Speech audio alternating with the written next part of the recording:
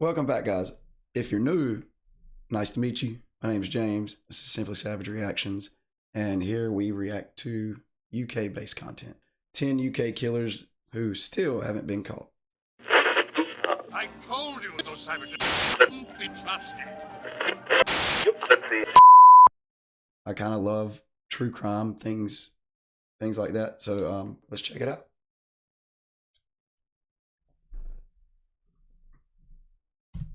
Within the past few minutes, police have confirmed that the BBC television presenter Jill Dando has been stabbed to death outside her West London home.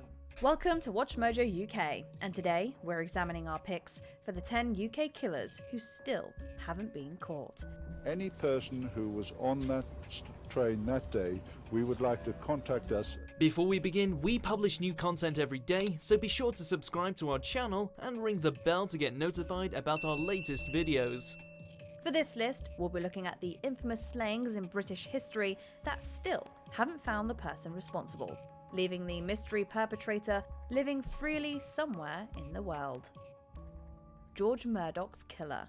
Born and raised in Aberdeen, 58-year-old taxi driver George Murdoch was working the late shift in September 1983. He soon picked up a man in his 20s who wanted to go to the city's outskirts. However, after nearly reaching the destination, Murdoch stopped the taxi, and his fare launched into an attack. The two fell out of the car as Murdoch was being strangled with a cheese wire. While two boys called the police, they didn't arrive in time to save the taxi driver. The unknown man stole Murdoch's money and fare before leaving the scene. Over the years, there have been numerous leads, but nothing concrete. And we're the last generation. Was that the actual video of the crime? Fell out of the car as Murdoch was being strangled with a cheese wire. While two boys called the police, they didn't arrive in time to save the taxi driver. The unknown man stole Murdoch's money and fare before leaving the scene. Over the years, there have been numerous leads, but nothing concrete. And we're the last generation that knew my uncle. When we go, if it's not solved, there isn't anybody else. In 2022, a reward of £20,000 was offered to find the person responsible. Billy Joe Jenkins' killer. In February 1997, 13-year-old Billy Joe Jenkins was painting the patio doors at her foster family's house in Hampshire. When foster father Sean Jenkins returned from the DIY shop after 10 minutes, he found Jenkins had been fatally attacked with a tent peg. Soon after, Sean was the prime suspect. Allegations about his physical abuse towards his then-wife and to Jenkins came out. In 1999, he was sentenced for slaying his foster daughter. However, since the original trial missed key evidence, a retrial took place in 2005, followed by a second when a majority couldn't be reached by the jury. With the second having the same outcome in 2006, Sean was acquitted, leaving Jenkins without justice as the person responsible is still out there. Do you guys, are any of you familiar with that case? Do y'all think the foster dad actually did it? Because obviously there was some sort of evidence pointing towards him doing it, and then he said he left for 10 minutes and come back and she was dead. I mean, I don't know anything about the case, that's why I'm asking you guys, but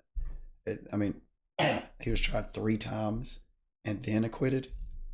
I don't know, man. Y'all let me know about that. Adam's killer.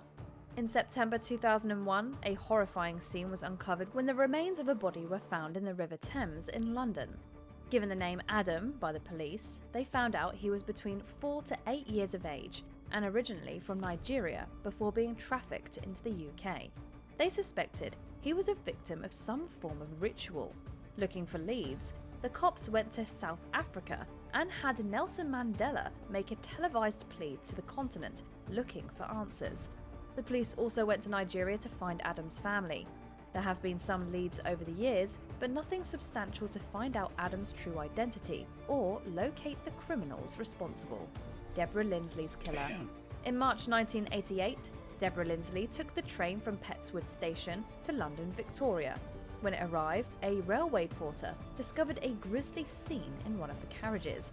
Lindsley had been attacked with a knife and fought back, causing the attacker's DNA to also be in the carriage. However, with no means to escape as the compartment had no corridor, she soon fell. Any person who was on that train that day, we would like to contact us. While there were several people of interest, it didn't lead to a conviction. In 2002, the case was reopened as the DNA could now be tested in the database. However, there were no matches. In 2013, a reward of £20,000 was issued by the police, but to date, no substantial leads have developed. So how do you guys, when somebody's arrested or convicted of something, are they automatically like required to put their DNA into a database, like have their DNA taken? I would think his DNA would be in the system. So maybe I'll try to figure out how that works as far as DNA getting into the system. Eve Stratford and Lynn Whedon's killer. In March 1975, the body of 21-year-old Playboy bunny and model Eve Stratford was found by her partner in their Leighton flat. She had been viciously attacked less than an hour before her boyfriend returned. Stratford had been getting intrusive phone calls from an unknown person in the days leading up to the fateful event. In September 1975, 16-year-old student Lynn Whedon was attacked as she walked home one night in Hounslow. She was assaulted and found alive the next morning. Sadly, Whedon passed away in the hospital a week later. Originally unconnected slayings, in 2006, new DNA technology showed both women had the same attacker. In 2015, the police issued a £40,000 reward for information leading to the capture of the perpetrator. If someone has that name or suspicion, then we would encourage them to make the call. Susie Lamplug's killer. In July 1986, according to her diary, 25-year-old estate agent Susie Lamplugh was showing Mr. Kipper a house in Fulham. However, soon after, she vanished and hasn't been seen since. In 1993, Lamplugh was declared legally deceased. With several leads in what happened, the police had one suspect, John Canan. Convicted for the slaying of Shirley Banks and other offences in 1989, the police didn't have enough evidence to formally charge him with Lamplug's passing, even though Lamplug's DNA was found in a car that he owned in '86. But in an unprecedented move, Wait, what? Evidence to formally charge him with Lamplug's passing, even though Lamplug's DNA was found in a car that he owned in '86. DNA was found in his car? Wow. But in an unprecedented move, the police have publicly stated their belief that Canan is responsible. Yet, if they're wrong, they've spent all these years allowing the possible real culprit to be free. Alistair Wilson's killer. In November 2004, 30-year-old bank manager Alistair Wilson was called to his front door in Nairn by his wife Veronica Wilson. A man in a baseball cap was there, asking to speak with Wilson. After being given an empty envelope with Paul written on it, a bewildered Wilson went to see Veronica about it before returning to the door. He was then shot 3 times, and the unknown assailant disappeared, taking the envelope with him. Whoa, Wilson by his wife Veronica Wilson. A man in a baseball cap was there, asking to speak with Wilson. After being given an empty envelope with Paul written on it, a bewildered Wilson went to see Veronica about it before returning to the door. He was then shot 3 times, and the unknown assailant disappeared, taking the envelope with him. Wilson later passed away in hospital. After a search by the police, the firearm used, a rare 1920s Heinel Schmeiser from Germany, was located nearby, but it had unusable DNA. In 2022, the police claimed a planning proposal that Wilson rejected was the motive behind his slaying. Daniel Morgan's killer. In March, Wait, what now? Schmeiser from Germany was located nearby, but it had unusable DNA. In 2022, the police claimed a planning proposal that Wilson rejected was the motive behind his slaying. Daniel Morgan's killer. In March 1987, 37-year-old private investigator Daniel Morgan met with his business partner Jonathan Rees in a pub in Sydenham. Later, Morgan's body was found in the car park after being attacked with a hatchet. While his watch and some notes he'd made were taken, Morgan's wallet and cash were left. Assigned to the case was Detective Sid Fillery, who secretly began unofficially working with Rees's company.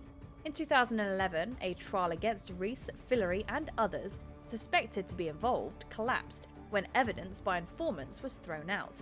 In 2021, the Metropolitan Police was slated as institutionally corrupt by an inquiry over its peculiar handling of Morgan's case, and possibly never giving Morgan's family the justice they deserve.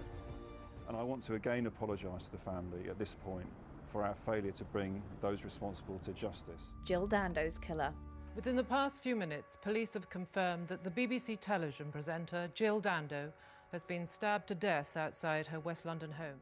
In April 1999, the UK was shocked when 37-year-old TV presenter Jill Dando was fatally shot on the doorstep of her Fulham home. Oh, wow. With intense media pressure, the Met Police tracked down a suspect in Barry George, who had a history of disturbing behaviour. In 2001, he was convicted and sent to prison for life. He always maintained his innocence. The police always believed he was the killer. However, after 2 unsuccessful appeals, a retrial took place after questions about the reliability of the evidence, including the forensic work that found powder residue a year later in George's clothing. In the end, he was acquitted in 2008. Since then, there have been numerous theories, including that a professional assassin was responsible. However, no one else has been charged with the slaying of Dando.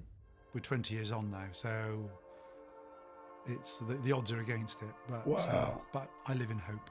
Jack the Ripper. From August to November 1888, the notorious Jack the Ripper officially slew 5 women around Whitechapel.